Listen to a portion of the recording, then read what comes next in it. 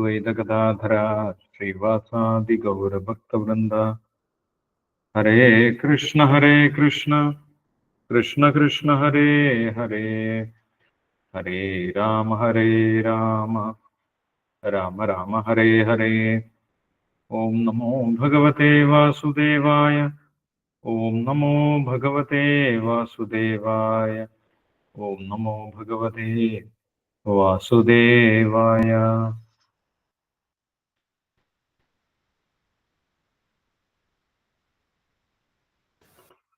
ഹരേ കൃഷ്ണ. എല്ലാവർക്കും ഒരിക്കൽ കൂടി സ്വാഗതം.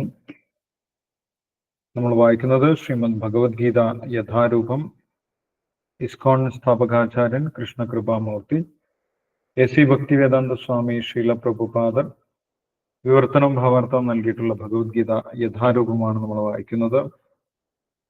കഴിഞ്ഞ ദിവസങ്ങളായിട്ട് നമ്മൾ 13-ാമത്തെ അധ്യായം പ്രകൃതി പുരുഷൻ ക്ഷേത്രജ്ഞൻ നമ്മൾ ചർച്ച ചെയ്തിട്ടുണ്ടായിരുന്നു. കഴിഞ്ഞ ദിവസം അതിലെ അവസാന ശ്ലോകം വരെ നമ്മൾ വായിച്ചു. അതിൻ്റെ തുടർച്ച തന്നെയാണ് 14-ാമത്തെ അധ്യായം ഭൗതിക പ്രകൃതിയുടെ ത്രിഗുണങ്ങൾ.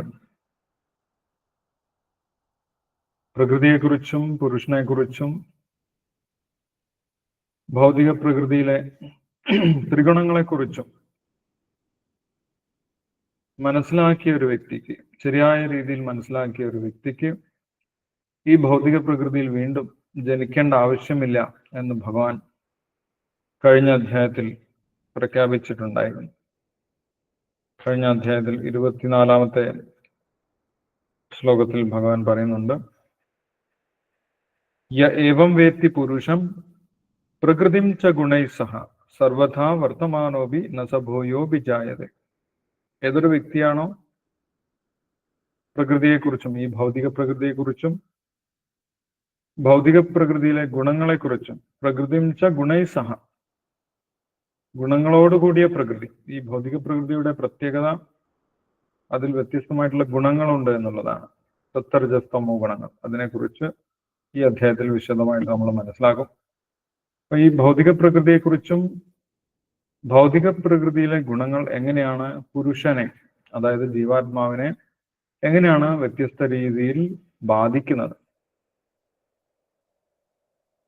ഓരോ പ്രകൃതി ഗുണവും ബാധിക്കുമ്പോൾ ആ പുരുഷന്, ജീവസത്തയ്ക്ക് എന്ത് മാറ്റമാണ് ഉണ്ടാവുന്നത്, ഇതൊക്കെ വിശദമായിട്ട് ഒരു വ്യക്തിക്ക് മനസ്സിലാക്കി കഴിഞ്ഞാൽ യ ഏവം വേത്തി, ആരാണോ അത് മനസ്സിലാക്കുന്നത്, വേത്തി എന്ന് പറഞ്ഞു കഴിഞ്ഞാൽ ആരാണോ അത് മനസ്സിലാക്കുന്നത്, അറിയുന്നത്, ആർക്കാണോ അത് അറിയുന്നത്, അത് അറിഞ്ഞു കഴിഞ്ഞാൽ പിന്നെ ഈ ഗുണങ്ങൾ ആ വ്യക്തിയെ ബാധിക്കുന്നില്ല എന്നുള്ളതാണ്. അറിഞ്ഞു കഴിഞ്ഞാൽ ആ വ്യക്തിക്ക് വീണ്ടും ഈ ഭൗതിക പ്രകൃതിയിൽ ജനിക്കേണ്ട ആവശ്യമില്ല. സർവഥാ വർത്തമാനോപി നസഭൂയോപി ജായതേ. അവൻ ഏതൊരവസ്ഥയിലായാലും, ഇപ്പോൾ ഏതവസ്ഥയിലാണെങ്കിലും, ഏതവസ്ഥയിലെന്ന് പറഞ്ഞു കഴിഞ്ഞാൽ ഏത് രാജ്യക്കാരനാണെങ്കിലും, ഏത് വിദ്യാഭ്യാസ യോഗ്യതയുള്ളവനാണെങ്കിലും, ഏത് മതത്തിൽപ്പെട്ട ആളാണെങ്കിലും, സ്ത്രീ ആണെങ്കിലും പുരുഷനാണെങ്കിലും ആരാണെങ്കിലും, ആ വ്യക്തിക്ക് പിന്നീട് ഭൗതിക ലോകത്തിൽ ജനിക്കേണ്ട ആവശ്യമില്ല, മോക്ഷം ലഭിക്കുമെന്നാണ് പറഞ്ഞിട്ടുണ്ടായിരുന്നത്. അപ്പോൾ ആ ഒരു ആവശ്യത്തിലേക്കായി ഭഗവാൻ ഭൗതിക പ്രകൃതിയിലെ ഗുണങ്ങളെക്കുറിച്ച് വിശദമായിട്ട് ഈ അധ്യായത്തിൽ നമ്മൾക്ക് പറഞ്ഞു തരുന്നുണ്ട്.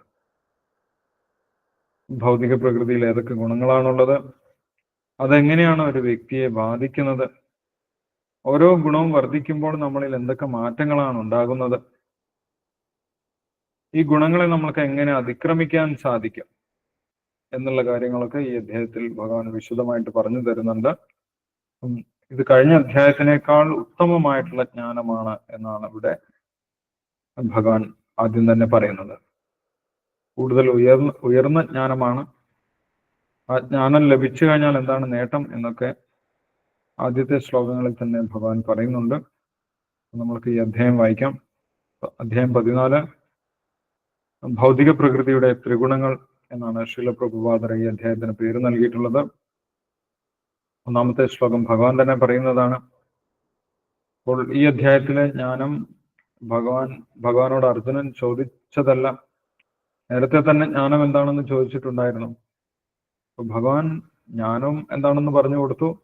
ഇപ്പോൾ പരമമായിട്ടുള്ള ജ്ഞാനം, ഏറ്റവും ഉത്തമമായിട്ടുള്ള ജ്ഞാനത്തെ കുറിച്ചും ഭഗവാൻ ചോദിക്കാതെ തന്നെ പറഞ്ഞു കൊടുത്തു. കാരണം അർജുനൻ ഭഗവാന്റെ സുഹൃത്താണ്. അർജുനൻ ഏറ്റവും നല്ലത് എന്താണ് എന്ന് ഭഗവാൻ അറിയാം. അതുകൊണ്ട് അർജുനന് ഉത്തമമായിട്ടുള്ള ജ്ഞാനം ഇവിടെ ഭഗവാൻ ഉപദേശിക്കുകയാണ്.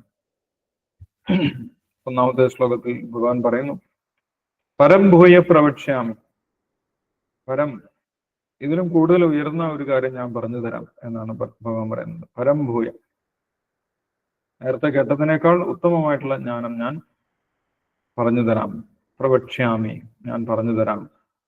ജ്ഞാനാനാം ജ്ഞാനമുത്തമം, ജ്ഞാനങ്ങളിൽ വെച്ച് ഏറ്റവും ശ്രേഷ്ഠമായിട്ടുള്ള ജ്ഞാനമാണ് ഇപ്പോൾ ഭഗവാൻ പറയാൻ പോകുന്നത്. ജ്ഞാനം ഉത്തമം. യജ്ഞാത്വാ മുനയ സർവേ പരാം സിദ്ധിമിതോ ഗത. ആരൊക്കെയാണോ ഇത് മനസ്സിലാക്കിയിട്ടുള്ളത്? പണ്ടുകാലത്തെ ഈ ജ്ഞാനം ഗുരുപരമ്പര വഴി ജനങ്ങൾക്ക്, മഹർഷിമാർക്ക് ലഭിച്ചിട്ടുണ്ടായിരുന്നു. ഈ ജ്ഞാനം ലഭിച്ചവർ പരമമായിട്ടുള്ള സിദ്ധി അവർക്ക് ലഭിച്ചിട്ടുണ്ട്. അവർക്ക് തിരിച്ച് ഭഗവാന്റെ അടുത്തേക്ക് പോകാനും സാധിച്ചിട്ടുണ്ട് എന്ന് പറയുന്നു. ശ്ലോകം വിവർത്തനം ഭാവാർത്ഥം നമുക്ക് വായിക്കാം. ശ്ലോകം പരം ഭൂയ പ്രവക്ഷ്യാമി ജ്ഞാനാനാം ജ്ഞാനമുത്തമം യജ്ഞാത്വാ മുനയ സർവേ പരാം സിദ്ധിമിതോ ഗതാ. വിവർത്തനം ഭാവാർത്ഥം വായിച്ചോളൂ, അതിനുശേഷം നമുക്ക് ഡിസ്കസ് ചെയ്യാം.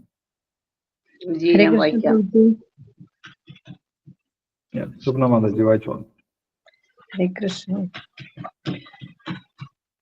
അധ്യായം 14. ഭൗതിക പ്രകൃതിയുടെ ത്രിഗുണങ്ങൾ. ശ്രീ ഭഗവാൻ വാച പരം ഭൂയ പ്രവക്ഷ്യാമി ജ്ഞാനാനാം ജ്ഞാനമുത്തമം യജ്ഞാത്വാ മുനയ സർവേ പരാം സിദ്ധിമിതോ ഗതാഃ. പരമദിവ്യോത്തമ പുരുഷൻ പറഞ്ഞു, ഏതൊന്ന് അറിഞ്ഞതുകൊണ്ടാണോ ഋഷികളെല്ലാം തികഞ്ഞ പരിപൂർണത നേടിയിട്ടുള്ളത്, സർവോത്കൃഷ്ടമായ ആ പരിജ്ഞാനത്തെ പറ്റി ഞാൻ വീണ്ടും നിന്നോട് പറയാം. ഭാവാർത്ഥം. 7-ാം അധ്യായം മുതൽ 12-ാം അധ്യായത്തിന്റെ അവസാനം വരെ നിരപേക്ഷ തത്വമായ പരമദിവ്യോത്തമ പുരുഷനെ ശ്രീകൃഷ്ണൻ വിശദമായി വെളിപ്പെടുത്തുന്നു. ഇപ്പോൾ ഭഗവാൻ തന്നെ വീണ്ടും അർജുനനെ ബോധദീപ്തനാക്കുന്നു. തത്വജ്ഞാനപരമായ ഊഹാപോഹ പ്രക്രിയയിലൂടെ ഈ അധ്യായത്തെ ഉൾക്കൊള്ളുന്ന ഒരാൾക്ക് ഭക്തിയുത സേവനത്തിന്റെ പ്രഭാവം സ്പഷ്ടമാവും. വിനയപൂർവം അറിവ് നേടിയെടുക്കുന്നവർക്ക് ഭൗതിക ബന്ധനങ്ങളിൽ നിന്ന് മോചനം നേടാൻ കഴിയുമെന്ന് 13-ാം അധ്യായത്തിൽ വ്യക്തമായി പ്രതിപാദിച്ചിട്ടുണ്ട്. പ്രകൃതിയിലെ ത്രിഗുണങ്ങളുമായുള്ള സമ്പർക്കത്താലാണ് ജീവസത്ത ഭൗതിക ലോകത്തിൽ കുരുങ്ങുന്നതെന്നും പറഞ്ഞു. ആ പ്രകൃതിയുടെ ത്രിഗുണങ്ങൾ എന്തെല്ലാമെന്നും അവ എങ്ങനെ പ്രവർത്തിക്കുന്നുവെന്നും ആത്മാവിനെ അവ കുടുക്കിൽപ്പെടുത്തുന്നതും മോചിപ്പിക്കുന്നതും ഏതേത് വിധത്തിലാണ് എന്നും ഈ അധ്യായത്തിൽ പരമപുരുഷൻ വിവരിക്കുന്നു. ഇവിടെ വിവരിക്കപ്പെട്ട ജ്ഞാനം മറ്റ് അധ്യായങ്ങളിൽ വെളിവാക്കപ്പെട്ട ജ്ഞാനത്തെക്കാൾ ഉത്കൃഷ്ടമാണെന്ന് പരമപുരുഷൻ തന്നെ പ്രഖ്യാപിക്കുന്നു. ഈ ജ്ഞാനം നേടിയത് കൊണ്ടാണ് അനേകം ഋഷിവര്യന്മാർ പരിപൂർണതയിൽ എത്തിയതും ആധ്യാത്മിക ലോകത്തേക്ക് കടന്നതും. അതേ ജ്ഞാനത്തെ തന്നെയാണ് ഭഗവാൻ ഇവിടെ കുറെ കൂടി ഭംഗിയായി വിശദീകരിക്കുന്നത്. ഇതുവരെ പ്രതിപാദിക്കപ്പെട്ട ജ്ഞാന പ്രക്രിയയേക്കാൾ ശ്രേഷ്ഠതയുണ്ടതിന്. ഇത് അറിഞ്ഞിട്ട് പലരും പരിപൂർണത നേടിയിട്ടുണ്ട്. തന്മൂലം ഈ 14-ാം അധ്യായം സശ്രദ്ധം പഠിക്കുന്നവർക്ക് പരിപൂർണത നേടാം. ഹരേ കൃഷ്ണ. ഹരേ കൃഷ്ണ പ്രഭുജി. ഹരേ കൃഷ്ണ. താങ്ക് യു സ്വപ്ന മാതാജി. ഹരേ കൃഷ്ണ. പരംഭൂയ പ്രവക്ഷ്യാമി. ഇതുവരെ ജ്ഞാനം എന്താണെന്ന് ഭഗവാൻ പറഞ്ഞു കൊടുത്തു. അർജുനൻ ചോദിച്ചിട്ടുണ്ടായിരുന്നു, എന്താണ് ജ്ഞാനം? ഈ ഭൗതിക പ്രകൃതിയിൽ നിന്ന് പുറത്തു കടക്കാൻ സഹായിക്കുന്ന അറിവിനെയാണ് ജ്ഞാനം എന്ന് ഭഗവാൻ വിവരിച്ചു കൊടുത്തു. ആ ജ്ഞാന മാർഗവും വിവരിച്ചു കൊടുത്തു. അമാനിത്തം, മതം, വിത്തം, അഹിംസ, ക്ഷാന്തിര, അർജവം, എങ്ങനെയുള്ള ജ്ഞാനമാർഗവും പറഞ്ഞു കൊടുത്തു. എന്തിനാണ് അറിയേണ്ടത് എന്നും പറഞ്ഞു കൊടുത്തു. ജീവാത്മാവിനെയും പരമാത്മാവിനെയും കുറിച്ചാണ് അറിയേണ്ടത് എന്നും പറഞ്ഞു കൊടുത്തു. അതിനുശേഷം പറഞ്ഞിട്ടുണ്ടായിരുന്നു, ജീവാത്മാവിനെ എങ്ങനെയാണ് ഈ ഭൗതിക പ്രകൃതിയിലെ ഗുണങ്ങൾ ബാധിക്കുന്നത്, അത് വിശദമായിട്ട് അറിഞ്ഞ ഒരു വ്യക്തിക്ക് വീണ്ടും ഈ ഭൗതിക ലോകത്ത് ജനിക്കേണ്ട ആവശ്യമില്ല. എന്ന് പറഞ്ഞിട്ടുണ്ടായിരുന്നു. അപ്പോൾ ആ ഒരു കാര്യമാണ് ഈ അധ്യായത്തിൽ ഭഗവാൻ വിവരിക്കുന്നത് എന്ന ഭാവാർത്ഥത്തിൽ ശ്രീല പ്രഭുപാദർ എടുത്തു പറയുന്നുണ്ട്. ഈ അധ്യായത്തിൽ എന്തൊക്കെ കാര്യമാണ് പറയുന്നത്, ഈ അധ്യായത്തിന്റെ ചുരുക്കം എന്താണ് എന്ന് നമ്മളിവിടെ വായിച്ചു. എന്താണ് പറയുന്നത്? പ്രകൃതിയുടെ ത്രിഗുണങ്ങൾ എന്തെല്ലാമെന്നും അവ എങ്ങനെ പ്രവർത്തിക്കുന്നുവെന്നും ആത്മാവിനെ അവ കുടുക്കിൽപ്പെടുത്തുന്നതും മോചിപ്പിക്കുന്നതും ഏതേത് വിധത്തിൽ എന്നും ഈ അധ്യായത്തിൽ പരമപുരുഷൻ വിവരിക്കുന്നു. ഈ അധ്യായത്തിൽ എന്തിനെ കുറിച്ചാണ് പറയുന്നത്? ഭൗതിക പ്രകൃതിയിലുള്ള 3 ഗുണങ്ങളെ കുറിച്ചാണ് പറയുന്നത്. ആ 3 ഗുണങ്ങൾ എങ്ങനെയാണ് ഒരു വ്യക്തിയെ ബാധിക്കുന്നത്, ആ ഗുണങ്ങളുടെ സ്വഭാവം എന്തൊക്കെയാണ്, ആ സ്വഭാവം നമ്മളെ എങ്ങനെയാണ് കുടുക്കിൽപ്പെടുത്തുന്നത്, ആ സ്വഭാവത്തിൽ നിന്നും ആ ഗുണത്തിൽ നിന്നും എങ്ങനെയാണ് നമ്മൾക്ക് പുറത്തു കടക്കാൻ സാധിക്കുന്നത്, ഈ കാര്യങ്ങളൊക്കെയാണ് ഈ അധ്യായത്തിൽ പറയുന്നത്. ഈ ഒരു ജ്ഞാനം വളരെ ഏറ്റവും ശ്രേഷ്ഠമാണ്. കഴിഞ്ഞ അധ്യായത്തിൽ പറഞ്ഞതിനേക്കാൾ ഉത്തമമാണ് എന്ന് ഭഗവാൻ പറയുന്നുണ്ട്. ജ്ഞാനാനാം ജ്ഞാനം ഉത്തമം. ഉത്തമം എന്ന് പറഞ്ഞു കഴിഞ്ഞാൽ ഭൗതിക പ്രകൃതിയുടെ ത്രിഗുണങ്ങൾ ബാധിക്കാത്ത ജ്ഞാനമാണ്. ഇത് ഭൗതികമായിട്ടുള്ള ഒരു ജ്ഞാനമല്ല. ഭൗതികമായിട്ടുള്ള ഏതെങ്കിലും ഒരു വിദ്യാഭ്യാസ സ്ഥാപനത്തിൽ നിന്ന് നമുക്ക് ഈ ജ്ഞാനം ലഭിക്കുന്നില്ല. ആത്മീയമായിട്ടുള്ള ജ്ഞാനമാണ്, ഉത്തമമാണ്. സമം എന്ന് പറഞ്ഞു കഴിഞ്ഞാൽ ഭൗതികമാണ്. ഉത്തമം എന്ന് പറഞ്ഞു കഴിഞ്ഞാൽ ഭൗതികത ബാധിക്കാത്തതാണ് എന്നതാണ്. ഈ ഒരു ജ്ഞാനം ലഭിച്ചു കഴിഞ്ഞാൽ എന്താണ് നേട്ടം എന്നും ആദ്യം തന്നെ ഭഗവാൻ പറയുന്നുണ്ട്. ഏതൊന്നറിഞ്ഞത് കൊണ്ടാണോ ഋഷികളെല്ലാം തികഞ്ഞ പരിപൂർണത നേടിയിട്ടുള്ളത്. ഈ ജ്ഞാനം നമ്മൾക്ക് ലഭിക്കുകയാണെങ്കിൽ നമ്മുടെ ജീവിതം പെർഫെക്റ്റ് ആവും എന്നാണ് പറയുന്നത്. നമ്മൾക്ക് ആത്മീയമായിട്ടുള്ള പരിപൂർണത കിട്ടും. എന്താണ് ആത്മീയമായിട്ടുള്ള പരിപൂർണത? ഈ ഭൗതിക ലോകത്തിൽ നിന്നും മുക്തി, അതേപോലെ ഭഗവാനെ സേവിക്കാനുള്ള കഴിവ്, ഇത് നമ്മൾക്ക് ലഭിക്കുമെന്നാണ് പറയുന്നത്. തത്വജ്ഞാനപരമായ ഊഹാപോഹ പ്രക്രിയയിലൂടെ ഈ അധ്യായത്തെ ഉൾക്കൊള്ളുന്ന ഒരാൾക്ക് ഭക്തിയുത സേവനത്തിന്റെ പ്രഭാവം സ്പഷ്ടമാകും. ഇതെങ്ങനെയാണ് ഉൾക്കൊള്ളേണ്ടത് എന്നും പറയുന്നുണ്ട്. എങ്ങനെയാണ് ഈ അധ്യായം പഠിക്കേണ്ടത്? നമ്മൾ ഇതിൽ പറയുന്ന കാര്യങ്ങൾ മനസ്സുകൊണ്ട് വീണ്ടും വീണ്ടും ചിന്തിച്ച് നമ്മൾ മനസ്സിലാക്കണം. വീണ്ടും വീണ്ടും ചിന്തിക്കുന്നതിലൂടെയാണ് ഈ ഒരു അധ്യായം നമുക്ക് മനസ്സിലാക്കാൻ സാധിക്കുന്നത് എന്ന് പറയുന്നു. അങ്ങനെ മനസ്സിലാക്കി കഴിഞ്ഞാൽ എന്താണ് നേട്ടം എന്നും പറയുന്നുണ്ട്. ഭക്തിയുത സേവനത്തിന്റെ പ്രഭാവം നമ്മൾക്ക് സ്പഷ്ടമാകും. ഭക്തിയുടെ പ്രാധാന്യം നമ്മൾക്ക് മനസ്സിലാകും. ഭക്തിയിൽ നമുക്ക് ഉറച്ചു നിൽക്കാൻ സാധിക്കും. അപ്പൊ ഭക്തിയിലേക്ക് നമ്മളെ കൊണ്ടുപോകുന്ന ജ്ഞാനമാണ് ഈ അധ്യായത്തിൽ ഭഗവാൻ പറയുന്നത് എന്ന് വിശദീകരിക്കും. മാത്രമല്ല, ഈ അറിവ് നേടിയവർക്ക് ഭൗതിക ബന്ധനങ്ങളിൽ നിന്ന് മോചനം നേടാൻ സാധിക്കുമെന്നും പറയുന്നു. ഈ അറിവ് നേടിയവർക്ക് ഭൗതികമായിട്ടുള്ള ബന്ധനങ്ങളിൽ നിന്ന് മുക്തി നേടാൻ സാധിക്കും. അപ്പൊ ഭൗതിക ബന്ധനങ്ങളിൽ നിന്ന് മുക്തി നേടാൻ സാധിക്കും. അതേപോലെ ആത്മീയമായിട്ടുള്ള പരിപൂർണത ലഭിക്കും. അതുപോലെ ഭക്തിയെക്കുറിച്ച് നമ്മൾക്ക്, ഭക്തിയുടെ പ്രാധാന്യം നമ്മൾക്ക് ബോധ്യപ്പെടുകയും ചെയ്യും. അതാണ് ഈ ജ്ഞാനത്തിന്റെ ഫലമായിട്ട് ഭഗവാൻ പറയുന്നത്.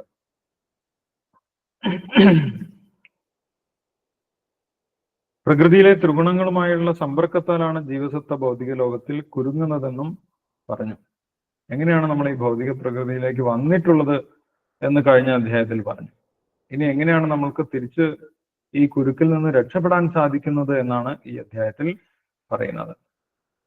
കഴിഞ്ഞ അധ്യായത്തിൽ പറഞ്ഞിട്ടുണ്ട് എങ്ങനെയാണ് നമ്മൾ ഈ ഭൗതിക പ്രകൃതിയിൽ പുതിയ പുതിയ ശരീരങ്ങൾ എടുക്കുന്നത് എന്ന് പറഞ്ഞിട്ടുണ്ടായിരുന്നു. ഓർമ്മയുണ്ടോ? ഏത് ശ്ലോകത്തിലാണ് പറയുന്നത്? കഴിഞ്ഞ അധ്യായത്തിൽ അങ്ങനെ പറഞ്ഞിട്ടുണ്ട് എന്നാണ് ഇവിടെ ഭാവാർത്ഥത്തിൽ ശ്രീല പ്രഭുപാദർ പറയുന്നുണ്ട്. 13ാമത്തെ അധ്യായത്തിൽ അങ്ങനെ പറഞ്ഞിട്ടുണ്ട് എന്നാണ് പറയുന്നത്.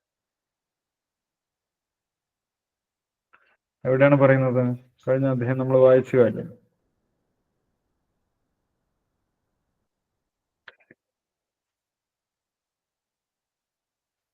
ആർക്കാണ് പറയാൻ സാധിക്കുന്നത്?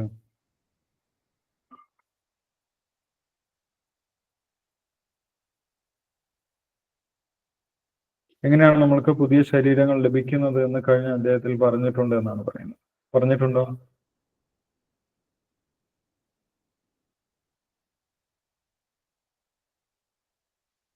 ഹരേ കൃഷ്ണ പ്രഭു. ഹരേ കൃഷ്ണ പ്രഭു. Yes. എങ്ങനെയാണ്? നമ്മുടെ കർമ്മഫലം അനുസരിച്ച് പ്രഭു, നമ്മുടെ കഴിഞ്ഞ ഇപ്പൊ ജന്മത്തിന്റെ കർമ്മഫലം അനുസരിച്ചിട്ട് നമുക്ക് അടുത്ത ജന്മത്തിലേക്ക് ഇതാവണം. കർമ്മഫലം അനുസരിച്ചിട്ട്. അത് കഴിഞ്ഞ അധ്യായത്തിൽ പറയുന്നുണ്ടോ?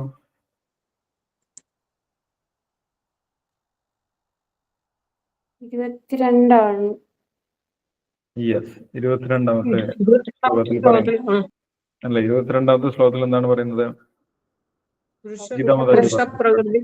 ഭൗതിക പ്രകൃതിയിൽ ജീവാത്മാവ് പ്രകൃതിയുടെ ത്രിഗുണങ്ങൾ അനുഭവിച്ചുകൊണ്ടുള്ള ജീവിത രീതി കൈക്കൊള്ളുന്നു. ഭൗതിക പ്രകൃതിയുമായുള്ള സമ്പർക്കത്താലാണിത്.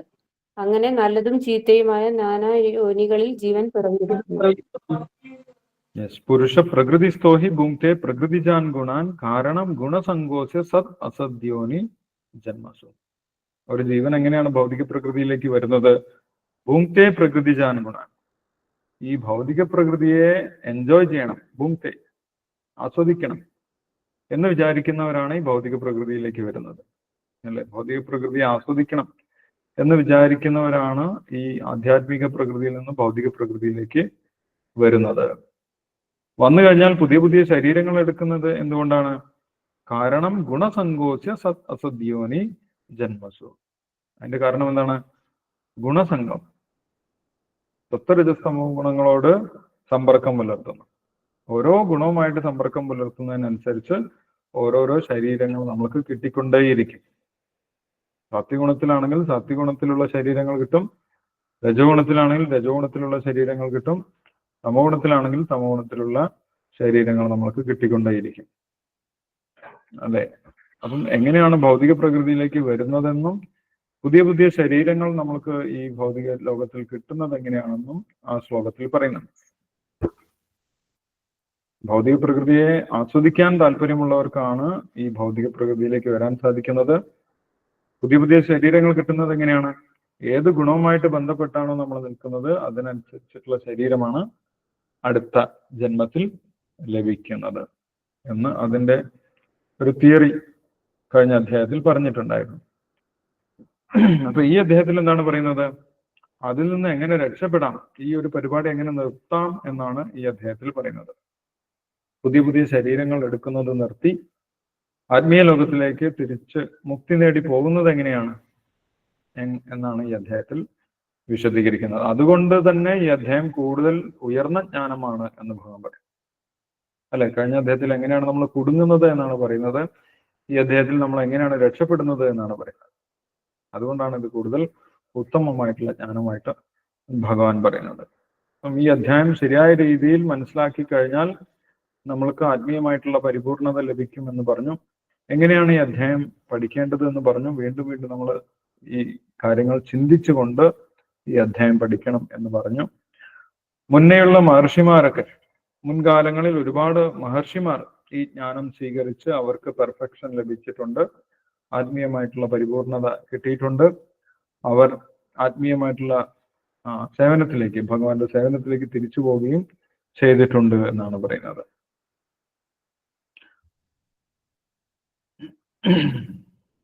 ഇവിടെ വിവരിക്കപ്പെട്ട ജ്ഞാനം മറ്റധ്യായങ്ങളിൽ വെളിവാക്കപ്പെട്ട ജ്ഞാനത്തെക്കാൾ ഉത്കൃഷ്ടമാണെന്ന് പരമപുരുഷൻ തന്നെ പ്രഖ്യാപിക്കുന്നു. ഈ ജ്ഞാനം നേടിയതുകൊണ്ടാണ് അനേകം ഋഷിവര്യന്മാർ പരിപൂർണതയിൽ എത്തിയതും ആധ്യാത്മിക ലോകത്തിലേക്ക് കടന്നതും. അതേ ജ്ഞാനത്തെ തന്നെയാണ് ഭഗവാൻ ഇവിടെ കുറെ കൂടി ഭംഗിയായി വിശദീകരിക്കുന്നത്. പണ്ട് കാലത്ത് ആ മഹർഷീശ്വരന്മാർക്ക് ലഭിച്ചിട്ടുള്ള അതേ ജ്ഞാനം തന്നെയാണ് ഭഗവാൻ ഇവിടെ നമ്മൾക്കായിട്ട് വിശദീകരിക്കുന്നത്, അർജുനന് കൊടുത്തിട്ടുള്ളത്. ആ ജ്ഞാനം നമ്മൾക്കും ലഭിക്കാൻ അവസരമുണ്ട്. അത് ലഭിച്ചു കഴിഞ്ഞാൽ എന്ത് സംഭവിക്കും എന്ന് പറയുന്നു. ഇതറിഞ്ഞിട്ട് പലരും പരിപൂർണത നേടിയിട്ടുണ്ട്. ഇത് അറിഞ്ഞാൽ ആത്മീയമായിട്ട് പരിപൂർണത നേടാൻ സാധിക്കും. തന്മൂലം ഈ 14-ാം അധ്യായം സശ്രദ്ധം പഠിക്കുന്നവർക്ക് പരിപൂർണത നേടാം. 14-ാമത്തെ അധ്യായം ശരിയായിട്ട് ശ്രദ്ധാപൂർവം പഠിച്ചു കഴിഞ്ഞാൽ അവർക്ക് ആത്മീയമായിട്ടുള്ള ജ്ഞാനം ലഭിക്കും എന്നാണ് പറയുന്നത്. വീണ്ടും വീണ്ടും മനനം ചെയ്ത് പഠിച്ചു കഴിഞ്ഞാൽ അവർക്ക് ആത്മീയമായിട്ടുള്ള കാര്യങ്ങളൊക്കെ മനസ്സിലാക്കാൻ സാധിക്കും എന്ന് പറയും. ഓക്കെ, അത് ഈ അധ്യായത്തിൽ ഭഗവാൻ പറയാൻ പോകുന്ന ജ്ഞാനത്തിന്റെ പ്രാധാന്യമാണ് ഈ ശ്ലോകത്തിൽ ഭഗവാൻ പറഞ്ഞിട്ടുള്ളത്, അല്ലേ? നമ്മളെ ശ്രദ്ധ ഭഗവാനിലേക്ക് പൂർണ്ണമായിട്ടും എത്തിക്കുന്നതിന് വേണ്ടി ഭഗവാൻ ആ ജ്ഞാനത്തിന്റെ പ്രാധാന്യം ആദ്യം തന്നെ പറഞ്ഞു. പരംഭൂയ പ്രവക്ഷ്യാമി ജ്ഞാനാനാം ജ്ഞാനമുത്തമം, ജ്ഞാനങ്ങളിൽ ശ്രേഷ്ഠമാണ് ഈ ജ്ഞാനം എന്ന് പറഞ്ഞു. അപ്പോൾ മറ്റധ്യായങ്ങളിൽ പറഞ്ഞിട്ടുള്ള ജ്ഞാനത്തിനെ കുറിച്ചും ഇവിടെ ഭാവാർത്ഥത്തിന്റെ ആദ്യ ഭാഗത്ത് ശ്രീല പ്രഭുപാദർ പറയുന്നുണ്ട്. 7-ാം അധ്യായം മുതൽ 12-ാം അധ്യായത്തിന്റെ അവസാനം വരെ നിരപേക്ഷ തത്വമായ പരമദിവ്യോത്തമ പുരുഷനെ ശ്രീകൃഷ്ണൻ വിശദമായി വെളിപ്പെടുത്തുന്നു. ഇത് ഏറ്റവും ഉത്തമമായിട്ടുള്ള ജ്ഞാനമാണോ എന്ന് ചോദിച്ചു കഴിഞ്ഞാൽ ജ്ഞാനങ്ങളിൽ ഉത്തമമാണ്. പക്ഷെ 7 മുതൽ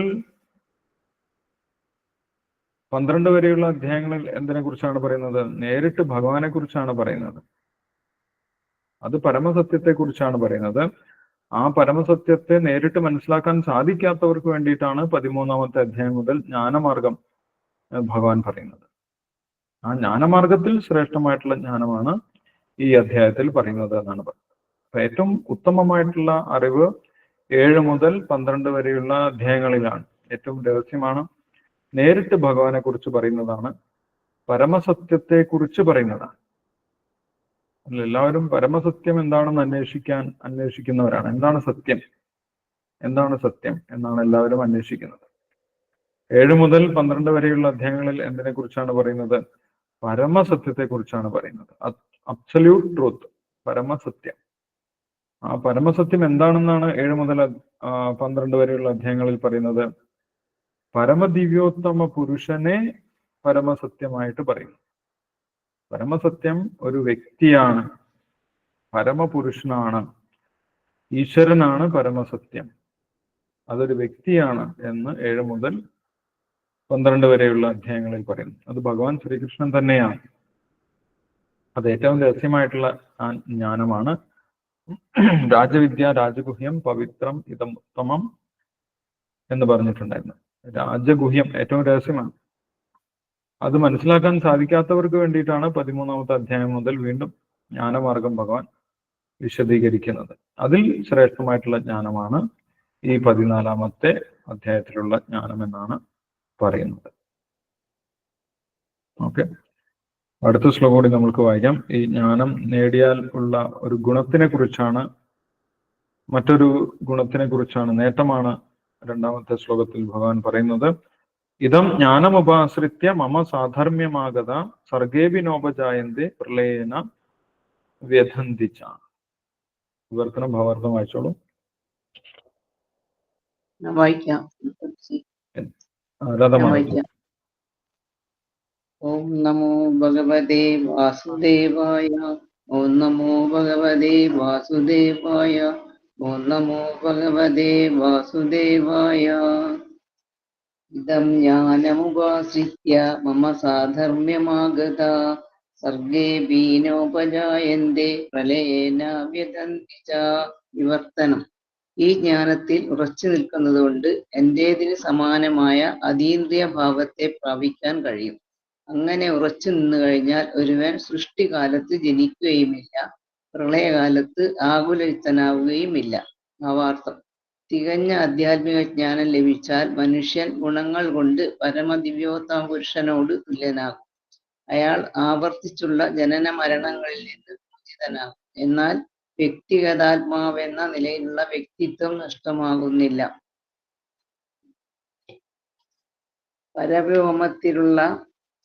പരവ്യോമത്തിലെ ദിവ്യഗ്രഹങ്ങളിൽ എത്തിയ മുക്താത്മാക്കൾ പ്രേമപൂർവ്വം ദിവ്യമായ ഭഗവത് സേവനത്തിൽ ഏർപ്പെട്ട് എപ്പോഴും ഭഗവത് പാതാരവിന്ദങ്ങളിൽ മനസ്സുറപ്പിച്ചു കൊണ്ടിരിക്കുമെന്ന് വേദസാഹിത്യങ്ങളിൽ നിന്ന് മനസ്സിലാക്കാവുന്നതാണ്. അതുകൊണ്ട് മുക്തി നേടിയാലും ഭക്തന്മാർക്ക് തങ്ങളുടെ വ്യക്തിഭാവം നഷ്ടപ്പെടുന്നില്ല. ഭൗതിക ലോകത്തിൽ നമുക്ക് കിട്ടുന്ന അറിവെന്തും പൊതുവെ ഭൗതിക പ്രകൃതിയുടെ 3 ഗുണങ്ങളാൽ ദൂഷിതമാണ്. ത്രിഗുണദൂഷിതമാകാത്ത ജ്ഞാനത്തെ അതീന്ദ്രിയ ജ്ഞാനം എന്ന് പറയുന്നു. അതീന്ദ്രിയ ജ്ഞാനസ്ഥിതനായ ജീവാത്മാവ് പരമപുരുഷന്റെ നിലവാരത്തിൽ എത്തിച്ചേരുന്നു. സ്ഥൂല ശരീരത്തിന്റെ ഭൗതിക പ്രവർത്തനങ്ങളിൽ നിന്ന് മുക്തനായാൽ ലഭിക്കുന്ന ആധ്യാത്മിക വ്യക്തിത്വത്തിന് വൈവിധ്യങ്ങളില്ലെന്നും രൂപമില്ലാതായി തീരുന്നുവെന്നുമാണ് പരവ്യോമത്തെ പറ്റി അറിയാത്തവരുടെ വിശ്വാസം. എന്നാൽ ഈ ഭൗതിക ലോകത്തിലുള്ള പോലെ ആധ്യാത്മിക ലോകത്തിലുമുണ്ട് വൈവിധ്യം. ഇതിനെക്കുറിച്ച് അജ്ഞനായവർ ആധ്യാത്മിക അസ്തിത്വം ഭൗതിക വൈവിധ്യത്തിനെതിരാണെന്ന് കരുതുന്നു. വാസ്തവത്തിൽ പരവ്യോമത്തിൽ ആത്മീയമായ രൂപം ലഭിക്കുമെന്നുള്ളതാണ് സത്യം. അവിടെ ആത്മീയങ്ങളായ പ്രവർത്തനങ്ങളുണ്ട്. ആധ്യാത്മിക സ്ഥിതിയെ ഭക്തിനിഷ്ഠമായ ജീവിതമെന്ന് പറയാം. അവിടെ അന്തരീക്ഷം മാലിന്യരഹിതവും ജീവാത്മാവ് ഗുണത്തിൽ ഭഗവത് സദൃശനാണ്. ഈ അറിവ് ലഭിക്കുന്നതിനായി ഒരാൾക്ക് എല്ലാ ആധ്യാത്മിക ഗുണങ്ങളും വളർത്തിയെടുക്കേണ്ടി വരും. അങ്ങനെ ആധ്യാത്മിക ഗുണങ്ങൾ വളർത്തിയെടുത്തവരെ ഭൗതിക പ്രപഞ്ചത്തിന്റെ ഉത്പത്തിയോ പ്രളയമോ ബാധിക്കുകയോ ഇല്ല താൻ. ഹരേ കൃഷ്ണ. ഹരേ കൃഷ്ണ. Thank you Radha Mataji. ഹരേ കൃഷ്ണ. അപ്പോൾ ഈ ജ്ഞാനം നേടിക്കഴിഞ്ഞാൽ, ഭഗവാൻ പറയാൻ പോകുന്ന ഈ ജ്ഞാനം നേടിക്കഴിഞ്ഞാൽ ഉണ്ടാകുന്ന നേട്ടത്തെക്കുറിച്ച് ഭഗവാൻ വിശദമായിട്ട് പറയുകയാണ്. ശീലപ്രഭാതർ ഭാവാർത്ഥത്തിൽ വളരെ വിശദമായിട്ട് അതിന്റെ നേട്ടങ്ങൾ വിശദീകരിക്കുന്നുണ്ട്. എന്താണ് ഭഗവാൻ പറയുന്നത്? ഇതം ജ്ഞാനം ഉപാശ്രിത്യ മമ സാധർമ്യമാകത. ഈ ജ്ഞാനത്തിൽ ഉറച്ചു നിന്നതുകൊണ്ട് എന്റേതിന് സമാനമായ അതീന്ദ്രിയ ഭാവത്തെ പ്രാപിക്കാൻ സാധിക്കും എന്നാണ് ഭഗവാൻ പറയുന്നത്. ഭഗവാനെ പോലെ തന്നെയാകും എന്ന് പറയുന്നു. ഗുണത്തിൽ ഭഗവാനെ പോലെയാകും എന്നാണ് പറയുന്നത്. തികഞ്ഞ ആധ്യാത്മിക ജ്ഞാനം ലഭിച്ചാൽ മനുഷ്യൻ ഗുണങ്ങൾ കൊണ്ട് പരമദിവ്യോത്തമ പുരുഷനോട് തുല്യനാണ്. യഥാർത്ഥത്തിൽ ആർക്കും ഭഗവാനോട് തുല്യനാകാൻ സാധിക്കുകയില്ല. അത് ഭഗവാന്റെ പ്രത്യേക ക്വാളിറ്റിയാണ്. അസമൂർധൻ എന്നാണ് ഭഗവാന്റെ പേര് തന്നെ. ഭഗവാന് സമനായിട്ടോ ഭഗവാനേക്കാൾ ഉപരിയായിട്ടോ ആരുമില്ല. പക്ഷേ ഭഗവാന്റെ ഗുണങ്ങൾ നമ്മൾക്ക് ലഭിക്കുമെന്നാണ് പറയുന്നത്. ഭഗവാന്റെ ക്വാളിറ്റീസ് നമ്മൾക്ക് ലഭിക്കും ഈ ജ്ഞാനം നേടിക്കഴിഞ്ഞാൽ. ഭഗവാന്റെ ക്വാളിറ്റീസ് നമ്മൾക്ക് ലഭിക്കാൻ യോഗ്യതയുണ്ട്. കാരണം നമ്മൾ ഭഗവാന്റെ തന്നെ അംശമാണ്, അല്ലെ? മമൈവാംശോ ജീവലോകെ ജീവഭൂത സനാതന എന്ന് ഭഗവാൻ പറയുന്നുണ്ട്. അപ്പം അംശത്തിന് അംശയുടെ അതേ ക്വാളിറ്റീസ് ഉണ്ടാകും. സാധാരണഗതിയിൽ ആ ക്വാളിറ്റീസ് ഉണ്ടാകും. ഏതുപോലെ? സമുദ്രത്തിലെ ഒരു തുള്ളി ജലത്തിന് സമുദ്രത്തിന്റെ ക്വാളിറ്റീസ് ഒക്കെ ഉണ്ടാവും. പക്ഷേ ആ തുള്ളി ജലം ഒരിക്കലും സമുദ്രമാണെന്ന് പറയാൻ സാധിക്കില്ല. ക്വാളിറ്റി ഉണ്ടെങ്കിലും ക്വാണ്ടിറ്റിയിൽ വ്യത്യാസമുണ്ടാവും, അളവില് വ്യത്യാസമുണ്ടാവും. വേറൊരു ഉദാഹരണം ശ്രീലപ്രഭാതർ പറയുന്നത്, ഒരു സ്വർണത്തിന്റെ ഒരു തരിയും അതേപോലെ സ്വർണത്തിന്റെ ഒരു കൂമ്പാരവും ഒരു മലയുമാണ്. സ്വർണത്തിന്റെ മലയിലുള്ളതും സ്വർണം തന്നെയാണ്, സ്വർണത്തിന്റെ തരിയിലുള്ളതും സ്വർണം തന്നെയാണ്, അല്ലെ? രണ്ടും ക്വാളിറ്റി നോക്കുന്ന സമയത്ത് രണ്ടും സെയിം ആണ്, വ്യത്യാസമില്ല. പക്ഷേ ക്വാണ്ടിറ്റിയിൽ അളവില് വ്യത്യാസമുണ്ട്. അതേപോലെ നമ്മൾ ഭഗവാന്റെ അംശമായതുകൊണ്ട് ഭഗവാന്റെ എല്ലാ ഗുണങ്ങളും നേടാൻ നമ്മൾക്ക് അവകാശമുണ്ട്. ഈ ജ്ഞാനം നേടിക്കഴിഞ്ഞാൽ ഭഗവാന്റെ ഗുണങ്ങൾ ഉണ്ടാകുമെന്നാണ് പറയുന്നത്. പക്ഷെ അത് ഗുണത്തിൽ മാത്രമാണ്, ക്വാളിറ്റിയിൽ മാത്രമാണ് നമ്മൾക്ക് ആ ഗുണങ്ങൾ ഉണ്ടാകുന്നത്. നമ്മൾ ഒരിക്കലും ഈശ്വരനായി മാറുന്നില്ല എന്നുള്ള കാര്യം നമ്മൾ പ്രത്യേകിച്ച് മനസ്സിലാക്കേണ്ടതാണ്. അപ്പം അത് ഈ ജ്ഞാനം നേടുന്നതിന്റെ ഒരു നേട്ടമാണ്. ഈ ജ്ഞാനം കിട്ടിക്കഴിഞ്ഞാലുള്ള ഒരു നേട്ടമാണ് ഭഗവാന്റെ ക്വാളിറ്റീസ് ഒക്കെ ആ ജീവാത്മാവിനും ഉണ്ടാകും എന്നുള്ളത്. അയാൾ ആവർത്തിച്ചുള്ള ജനന മരണ ചക്രത്തിൽ നിന്ന് മോചിതനാകും. മാത്രമല്ല ആ വ്യക്തിക്ക് മോക്ഷം ലഭിക്കും. ജനന മരണ ചക്രത്തിൽ നിന്ന് മോക്ഷം ലഭിക്കും എന്ന് പറയും. ഈ ജ്ഞാനം ആർജിച്ചാൽ തന്നെ നമ്മൾക്ക് മോക്ഷം ലഭിക്കും. ഭഗവാൻ പറഞ്ഞു തരുന്ന ഈ ജ്ഞാനം ആർജിച്ചാൽ തന്നെ നമ്മൾക്ക് മോക്ഷം ലഭിക്കുന്നു. അപ്പൊ രണ്ട് നേട്ടങ്ങൾ ഇവിടെ ഭഗവാൻ പറഞ്ഞു. ഒന്ന്, ഭഗവാനെ പോലെ ജ്ഞാനത്തിൽ തുല്യമാകും, ഗുണത്തിൽ ഭഗവാനോട് തുല്യമാകും. അതേപോലെ പിന്നീട് ജനന മരണചക്രത്തിൽ കടക്കേണ്ട ആവശ്യമില്ല. ജനന മരണചക്രത്തിൽ നിന്നും മോചനം ലഭിക്കുകയും ചെയ്യും.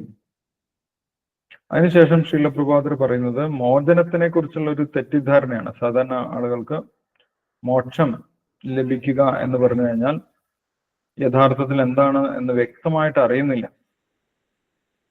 അതുകൊണ്ട് അവർ മോക്ഷത്തിന് വേണ്ടി ശ്രമിക്കുന്നുമില്ല. എന്താണ് മോക്ഷം, മോക്ഷം കിട്ടിക്കഴിഞ്ഞാൽ എന്താണ് സംഭവിക്കുന്നത് എന്ന് ശ്രീലപ്രഭാതർ വിശദീകരിക്കുന്നുണ്ട്. ഓക്കെ, അപ്പൊ സാധാരണഗതിയിൽ മോക്ഷം ലഭിക്കുക എന്ന് പറഞ്ഞു കഴിഞ്ഞാൽ ആളുകൾ വിചാരിക്കുന്നത് പിന്നെ ഒന്നുമില്ല, ശൂന്യതയാണ് എന്നാണ് വിചാരിക്കുന്നത്, അല്ലെ? നമ്മളും പലപ്പോഴും അങ്ങനെ വിചാരിക്കാറുണ്ട്, മോക്ഷം കിട്ടുക എന്ന് പറഞ്ഞു കഴിഞ്ഞാൽ. അപ്പൊ എന്താണ് നമ്മൾക്ക് എന്താണ് അറിയുന്നത്? മോക്ഷം കിട്ടുക എന്ന് പറഞ്ഞു കഴിഞ്ഞാൽ എന്താണ് സംഭവിക്കുന്നത്? എപ്പോഴാണ് നമ്മൾക്ക് മോക്ഷം കിട്ടുന്നത്? മോക്ഷം കിട്ടിക്കഴിഞ്ഞാൽ നമ്മൾക്ക് എന്താണ് സംഭവിക്കുന്നത്? ഹരേഷ പ്രഭു, മോക്ഷം കിട്ടുക എന്ന് പറഞ്ഞാൽ ബ്രഹ്മത്തിൽ ലയിക്കുന്നതിനല്ലേ പ്രഭു പറയുന്നത്? ബ്രഹ്മത്തിൽ ലയിച്ചു കഴിഞ്ഞാൽ പിന്നെ എന്ത് സംഭവിക്കും? പിന്നെ നമുക്കൊരു നമുക്ക് ഇതില്ല, ഒരു ഭഗവത് സേവനം ഒന്നും ചെയ്യാൻ പറ്റത്തില്ല. ഹരേ കൃഷ്ണ പ്രഭു. സൂക്ഷ്മ ഹരേ കൃഷ്ണ. ശരീരത്തിലേക്ക് മാറും. ഹരേ ഇല്ല, കൃഷ്ണ ഭഗവാനെ പ്രഭു. സേവിക്കാനൊന്നും പറ്റത്തില്ലല്ലോ. മോക്ഷം കിട്ടുക എന്ന് ഭഗവാനെ പറഞ്ഞാല് ഭഗവാനെ സേവിക്കാൻ സേവിക്കാനുള്ള സാധിക്കില്ല. അവസരം കൂടുതൽ ലഭിക്കാന്ന് അല്ലേ? അങ്ങനെയല്ലേ വരുന്നേ? ഭഗവാനെ കൂടുതൽ സേവിക്കാനുള്ള അവസരം ലഭിക്കാന്ന്. അല്ല അല്ല, അങ്ങനല്ലല്ലോ. സേവിക്കാൻ പറ്റത്തില്ലെന്നല്ലേ പ്രഭു? മോക്ഷം കിട്ടിയാ പിന്നെ ബ്രഹ്മത്തിൽ ലയിച്ചാൽ അങ്ങനെയല്ലല്ലോ നമുക്ക് വരും. ഭഗവാന്റെ ഭഗവാനെ അടുത്ത് കൂടുതൽ എത്താൻ സമയം പറ്റത്തില്ല. സേവിക്കാനുള്ള അവസരം ഭഗവാന് ലഭിക്കാന്നാണ് വരുന്നത്. അല്ല, Yes. ബ്രഹ്മത്തിൽ ഹരേ ലയിച്ചു കൃഷ്ണ കഴിഞ്ഞാൽ പ്രഭു. നമ്മുടെ പുണ്യങ്ങൾ കഴിയുമ്പോഴേക്കും വീണ്ടും ജനിക്കൂലേ പ്രഭു? ഭൗതിക പ്രകൃതിയിലേക്ക് വീണ്ടും വരില്ലേ നമ്മള്? ബ്രഹ്മത്തിലായി കഴിഞ്ഞാല്, ബ്രഹ്മലോകത്തായി കഴിഞ്ഞാൽ മോക്ഷം നമ്മൾ വീണ്ടും കിട്ടുക ജനിക്കില്ലേ? എന്ന് പറഞ്ഞാല് ഭഗവാന്റെ ധാമത്തിൽ നമുക്ക് വീണ്ടും ഭഗവത് ചരണങ്ങളില് അഭയത്തിൽ ജീവിക്കാൻ പറ്റും എന്നല്ലേ ഉദ്ദേശിക്കുന്നത്? ഹരേ കൃഷ്ണ പ്രഭു. ഹരേ കൃഷ്ണ. Yes. നമ്മൾ ഈ ദുഃഖാലയത്തിൽ നിന്നും ഇവിടുന്ന് രക്ഷപ്പെടും എന്നുള്ളത് ആണല്ലോ.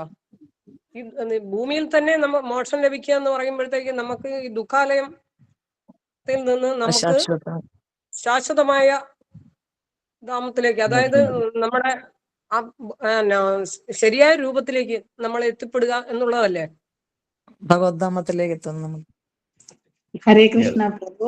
ഭഗവാന്റെ ലോകത്തിലെത്തി വീണ്ടും ഈ ദുഃഖാലയത്തിലേക്ക് ദുഃഖങ്ങളെ അല്ലെങ്കിൽ നമുക്ക് ലോകത്തിലേക്ക് ബാധിക്കുന്നില്ല. തിരിച്ചു വരാതെ ജനന മരണ ചക്രത്തിൽ നിന്ന് രക്ഷപ്പെട്ട് എന്നും ഭഗവാനെ സേവിക്കാനായിട്ടുള്ള അവസരം കിട്ടുക, ഭഗവാന്റെ ധാമത്തില് സ്ഥിരമായിട്ട് നിൽക്കുക എന്നുള്ളതാണ് മോക്ഷം എന്ന് പറഞ്ഞാൽ. ഹരേ കൃഷ്ണ.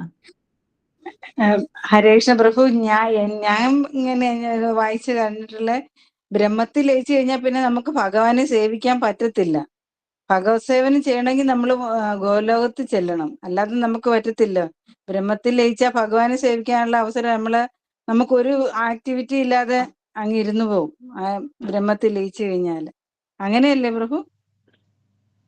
ഭഗവാന് സേവനം ചെയ്ത് ഭഗവാനോടൊപ്പം വസിക്കുന്നതിനാണ് മോക്ഷം എന്ന് പറയുന്നത്. ഹരേ കൃഷ്ണ. അല്ല മാതാജി, അല്ല.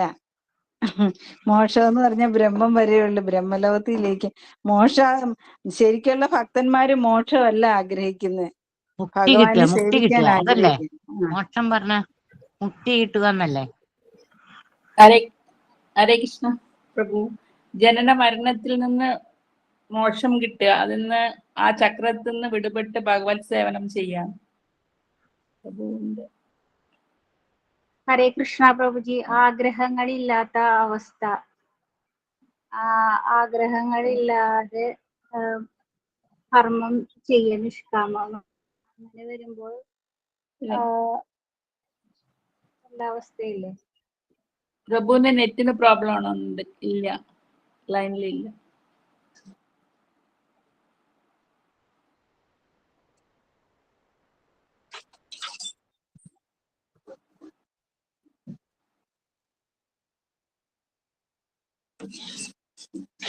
മോക്ഷം എന്ന് പറഞ്ഞാൽ നമ്മൾ ജനന മരണം ഒന്നും ഇല്ലാതെ ഭഗവാന്റെ ആ ബ്രഹ്മലോകത്തിലെത്തും. ഭഗവാന് 3 അവസ്ഥ പറയത്തില്ലേ? പരമാത്മാവ്, ബ്രഹ്മം, പിന്നെ ഭഗവാൻ. ആ ഭഗവാന്റെ ലോകത്തിലെത്താൻ പറ്റുകയില്ല, നമുക്ക് പരമാത്മാവും ബ്രഹ്മം വരെ പറ്റുള്ളൂ. ആ ബ്രഹ്മലോകത്തിൽ നമ്മൾ ലയിച്ചു കഴിയുന്നതിനാണ് മുക്തി എന്ന് പറയുന്നത്. പക്ഷെ ഭഗവാന്റെ അടുത്ത് ചെന്ന് ഭഗവത് സേവനം ചെയ്യാൻ പറ്റത്തില്ല നമുക്ക്, മുക്തി കിട്ടുന്നവർക്ക്. മാതാജി പറഞ്ഞ മുക്തി ഇംപേഴ്സണലിസ്റ്റിന്റെ മുക്തിയാണ്. ഭക്തന്മാരുടെ മുക്തി പറഞ്ഞ ഭഗവാനിലെ സേവനം ചെയ്യാന്നുള്ളതാണ്. അല്ല, അതിന് മുക്തി എന്നല്ല മാതാജി പറയുന്നത്. അതിന് അത് മുക്തി തന്നെയാണ്. ജനനമരണത്തിൽ നിന്ന് വിടുപെട്ടാൽ തന്നെ അതിനെ മുക്തി എന്നാ പറയുക. അതെ, പക്ഷെ അതിന് നമുക്ക് ഭഗവത് സേവനം ഒന്നുമില്ല. 5 വിധത്തിലുള്ള മുക്തി പറയുന്നുണ്ടല്ലോ. മാതാജി പറഞ്ഞത് ആദിത്യ മുക്തിയാണ്. സോറി പ്രഭു. സായുജ്യ മുക്തി, സാലോക്യ മുക്തി, അതാണോ മാതാജി ഉദ്ദേശിച്ചത്? മാതാജി പറഞ്ഞത് സായുജ്യ മുക്തിയാണ്. പറയട്ടെ, പ്രഭുജി പറയട്ടെ. ഹരേ കൃഷ്ണ.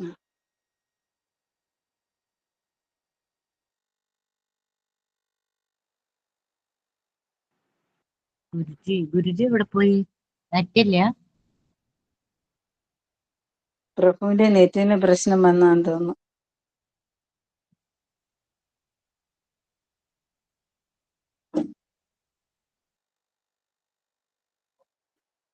ഹരേ കൃഷ്ണ.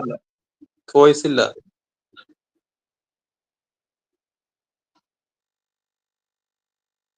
ഹരേ കൃഷ്ണ. മൈക്രോഫോൺ ഓൺ ആക്കണം പ്രഭുജി. ഹരേ കൃഷ്ണ.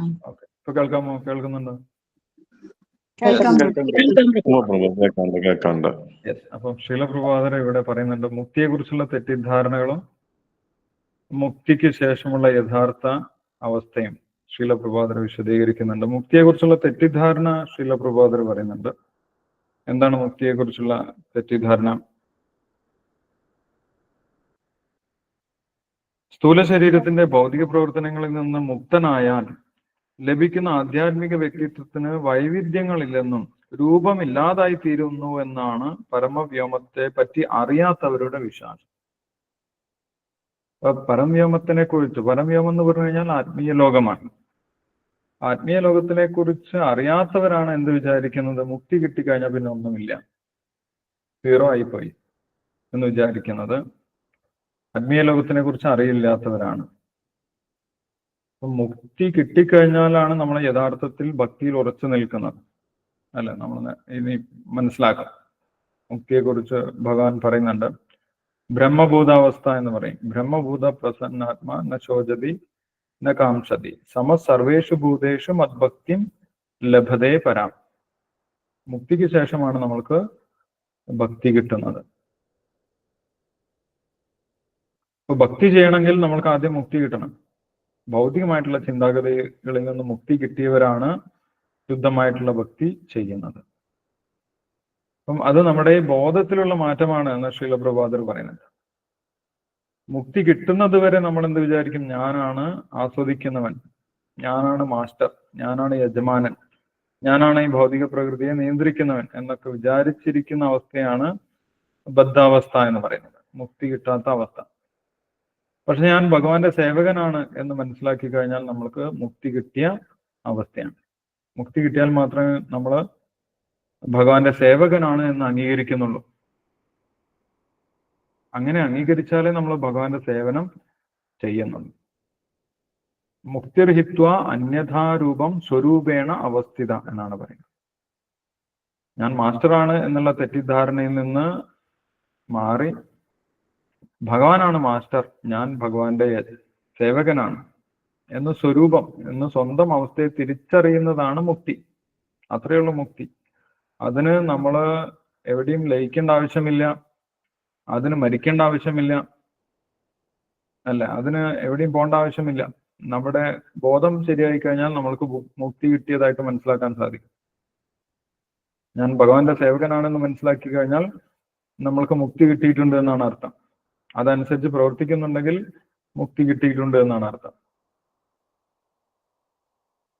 പിന്നെ ആ മുക്തി കിട്ടി നമ്മൾ ഈ ഭൗതിക ശരീരം ഉപേക്ഷിച്ചു കഴിഞ്ഞാൽ, മുക്തി കിട്ടിയ ഒരു വ്യക്തി ഭൗതിക ശരീരം ഉപേക്ഷിച്ചു കഴിഞ്ഞാൽ പിന്നെ എന്താണ് സംഭവിക്കുന്നത് എന്നാണ് പറയുന്നത്. സ്ഥൂല ശരീരത്തിന്റെ ഭൗതിക പ്രവർത്തനങ്ങളിൽ നിന്ന് മുക്തനായാൽ ലഭിക്കുന്ന ആധ്യാത്മിക വ്യക്തിത്വത്തിന് വൈവിധ്യങ്ങൾ ഇല്ലെന്നും രൂപമില്ലാതായി തീരുന്നു എന്നുമാണ് പരമവ്യോമത്തെ പറ്റി അറിയാത്തവരുടെ വിശ്വാസം. അപ്പൊ ആത്മീയ ലോകത്തിനെ കുറിച്ച് അറിയാത്തവരെന്ത് വിചാരിക്കും? മുക്തി കിട്ടിക്കഴിഞ്ഞാൽ പിന്നെ ഒന്നുമില്ല, ശൂന്യമായി പോയി എന്നാണ് വിചാരിക്കുന്നത്. പക്ഷെ യഥാർത്ഥത്തിൽ എന്താണ്?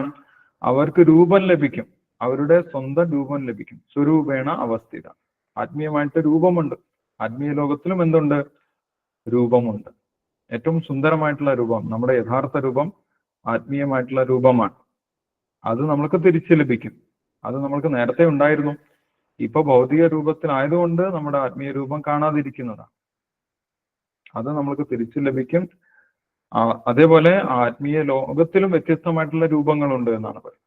ആത്മീയ ലോകത്തിൽ ഭൗതിക ലോകത്തിലുള്ള എല്ലാ വൈവിധ്യങ്ങളും ഉണ്ട് എന്ന് പറയുന്നു. ഈ ഭൗതിക ലോകത്തിലുള്ളതുപോലെ ആധ്യാത്മിക ലോകത്തിലുമുണ്ട് വൈവിധ്യം. വൈവിധ്യം എന്ന് പറഞ്ഞു കഴിഞ്ഞാൽ വ്യത്യസ്തമായിട്ടുള്ള ജീവജാലങ്ങൾ, വ്യത്യസ്തമായിട്ടുള്ള രൂപങ്ങൾ, വ്യത്യസ്തമായിട്ടുള്ള സ്ഥലങ്ങൾ, മലകൾ, കുന്നുകൾ, പർവ്വതങ്ങൾ, നദികൾ, മരങ്ങൾ, കിളികൾ, തടാകങ്ങൾ, വ്യത്യസ്തമായിട്ടുള്ള പുഷ്പങ്ങൾ, ഇതൊക്കെ അവിടെയുണ്ട്, ആത്മീയ ലോകത്തിലുമുണ്ട്. ആത്മീയ ലോകം എന്ന് പറഞ്ഞു കഴിഞ്ഞാൽ വെറുതെ പ്രകാശം മാത്രമുള്ള സ്ഥലമല്ല, അവിടെ ഇതെല്ലാം ഉണ്ട്. വൈകുണ്ഠ ലോകത്തിന്റെ വർണ്ണന നമ്മൾ ഭാഗവതത്തിൽ വായിച്ചിട്ടുണ്ട് അല്ലെ? അവിടെ വ്യത്യസ്തമായിട്ടുള്ള പൂക്കളെക്കുറിച്ചും തേനീച്ചകളെക്കുറിച്ചും വ്യത്യസ്തമായിട്ടുള്ള പക്ഷികളെക്കുറിച്ചും അവിടെയുള്ള മനുഷ്യരെ കുറിച്ചും ഭാര്യ ഭർത്താക്കന്മാരെ കുറിച്ചും അവിടെയുള്ള കുടുംബജീവിതത്തെക്കുറിച്ചും ഒക്കെ പറയുന്നുണ്ട്. അവിടെയും കുടുംബജീവിതമുണ്ട്, ഭാര്യ ഭർത്താക്കന്മാരുണ്ട്, എല്ലാം ഉണ്ട്. അപ്പം അവിടെയും വൈവിധ്യങ്ങളുണ്ട്, അവിടെ ശൂന്യതയല്ല എന്നാണ്. അപ്പൊ മുക്തി കിട്ടിക്കഴിഞ്ഞാൽ ഭക്തി ചെയ്യുന്നവർ, മുക്തി കിട്ടിക്കഴിഞ്ഞാൽ ചില ആളുകൾ ഭക്തി ചെയ്യാൻ തയ്യാറാവും, ചില ആളുകൾ ഭക്തി ചെയ്യാൻ തയ്യാറാവുന്നില്ല. ഭക്തി ചെയ്യാൻ തയ്യാറാവാത്തവരാണ് ഈ ബ്രഹ്മജ്യോതിസിൽ തന്നെ നിന്ന് പോകുന്നത്. ബ്രഹ്മജ്യോതിസിൽ നിൽക്കുക എന്ന് പറഞ്ഞു കഴിഞ്ഞാൽ അവിടെയും നമ്മൾ ലയിച്ചു പോകുന്നില്ല, അവിടെയും നമുക്ക് വ്യക്തിത്വമുണ്ട്. പക്ഷെ അവിടെ ഭക്തി ചെയ്യാതെ നമ്മൾക്ക് നിൽക്കാം, സ്വതന്ത്രമായിട്ട് നിൽക്കാം. പക്ഷെ ആത്മീയമായിട്ടുള്ള പ്രവർത്തനത്തിൽ നമ്മൾ ഏർപ്പെടുന്നില്ല, അതായത് ഭക്തിയിലേക്ക് പോകുന്നില്ല, ഭഗവാന്റെ സേവനം ചെയ്യാൻ തയ്യാറാവുന്നില്ല. അതുകൊണ്ട് ബ്രഹ്മജ്യോതിസിൽ നമ്മൾക്ക് കറങ്ങി നടക്കാം, സ്വതന്ത്രമായിട്ട് അങ്ങനെ കറങ്ങി നടക്കാം. പക്ഷെ പ്രവൃത്തിയൊന്നും ചെയ്യാനില്ല. ഭക്തി ചെയ്യുന്നവർക്ക് വൈകുണ്ഠ ലോകത്തിൽ പോയിട്ട് ഭഗവാന്റെ സേവനം എന്ന് പറഞ്ഞു കഴിഞ്ഞാൽ ഭക്തി പ്രവർത്തനമാണ്. അപ്പൊ മുക്തിക്ക് ശേഷം എന്തുണ്ട്? പ്രവർത്തനമുണ്ട്. എന്താണ് പ്രവർത്തനം? ഭക്തിയിലെ പ്രവർത്തനം എന്തൊക്കെയാണെന്ന് നമ്മൾക്കറിയാം. നവവിധ ഭക്തിയിലെ പ്രവർത്തനം അല്ലെ? ശ്രവണം, കീർത്തനം, വിഷ്ണു സ്മരണം, അർച്ചനം, വന്ദനം, ദാസ്യം, സാഖ്യം, ആത്മനിവേദനം, പാദസേവനം, ഇതൊക്കെ പ്രവർത്തനങ്ങളാണ്. ഇതൊക്കെ ആത്മീയമായിട്ടുള്ള പ്രവർത്തനമാണ്. ഇത് ആത്മീയ ലോകത്തിലെ പ്രവർത്തനമാണ്, മുക്തിക്ക് ശേഷമുള്ള പ്രവർത്തനങ്ങളാണ്. അതിന്റെ ട്രയൽ നമ്മൾ ഇവിടെ ചെയ്യുന്നു എന്ന് മാത്രമേ ഉള്ളൂ.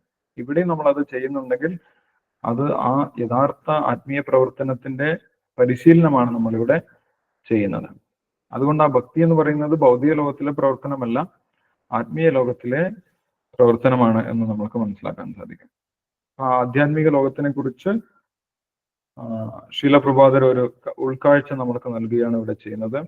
ആധ്യാത്മിക സ്ഥിതിയെ ഭക്തിനിഷ്ഠമായ ജീവിതം എന്ന് പറയാം.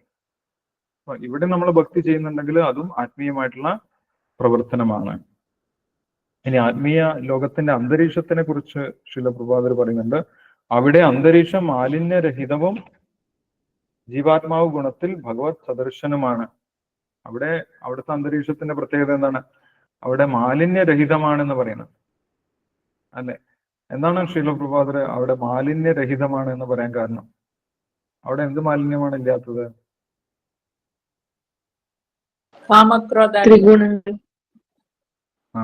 ത്രിഗുണങ്ങളുടെ മാലിന്യം അവിടെ ഇല്ല അല്ലെ? ത്രിഗുണങ്ങളുടെ മാലിന്യമില്ല. അതുകൊണ്ട് അവിടെ അസൂയയില്ല. ആത്മീയ ലോകത്തിന്റെ ഏറ്റവും വലിയ പ്രത്യേകത അവിടെ അസൂയയില്ല എന്നുള്ളതാണ്. ഈ ഭൗതിക ലോകത്ത് നമുക്ക് അസൂയയുണ്ട്, അവിടെ അസൂയയില്ല. നിർമത്സരാണ്. അതാണ് അവിടെ ആ അന്തരീക്ഷത്തിന്റെ പ്രത്യേകത. അവിടെ പ്രേമമാണുള്ളത്, എല്ലാവരും പരസ്പരം സ്നേഹമാണുള്ളത്, എല്ലാവരും ഭഗവാനെ സ്നേഹിക്കുന്നു. ഭഗവാനെ സ്നേഹിക്കുന്ന ഭക്തന്മാരെല്ലാവരും പരസ്പരം സഹകരിച്ചുകൊണ്ട് പ്രവർത്തിക്കുന്നു. അതാണ് അവിടെ മാലിന്യമില്ല, ത്രിഗുണങ്ങളില്ല എന്ന് പറഞ്ഞിട്ടുള്ളത്.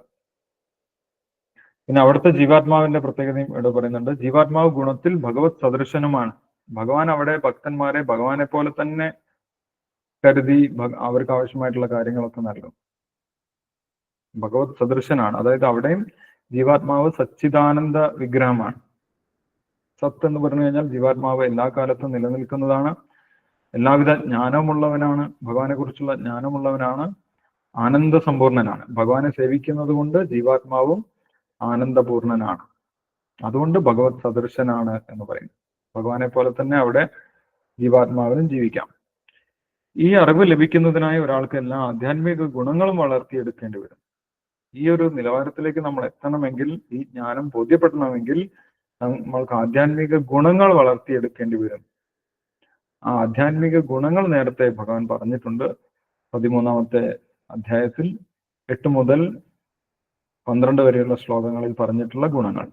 അമാനിത്വം, അദംഭിത്വം, അഹിംസ, ക്ഷാന്തിരാർജവം എന്ന് പറഞ്ഞിട്ടുള്ള 20 ഗുണങ്ങൾ. ഈ 20 ഗുണങ്ങൾ വളർത്തിയെടുത്തവർക്കാണ് ഈ ജ്ഞാനം ഉറച്ചു കിട്ടുന്നത് എന്നാണ് ഇവിടെ പറയുന്നത്. അങ്ങനെ ആധ്യാത്മിക ഗുണങ്ങൾ വളർത്തിയെടുത്തവരെ ഭൗതിക പ്രപഞ്ചത്തിന്റെ ഉത്പത്തിയോ പ്രളയമോ ബാധിക്കുന്നില്ല. അങ്ങനെ ആധ്യാത്മിക ഗുണങ്ങൾ വളർത്തിയെടുത്ത് ഈ ജ്ഞാനം ഉറച്ചു കഴിഞ്ഞാൽ, ഇവിടെ ഭഗവാൻ പറയാൻ പോകുന്ന ജ്ഞാനം, ത്രിഗുണങ്ങളെ കുറിച്ചുള്ള ജ്ഞാനം ഉറച്ചു കഴിഞ്ഞാൽ പിന്നെ ജന്മമൃത്യു ജരാവ്യാധി ചക്രത്തിലേക്ക് കടക്കേണ്ട ആവശ്യമില്ല.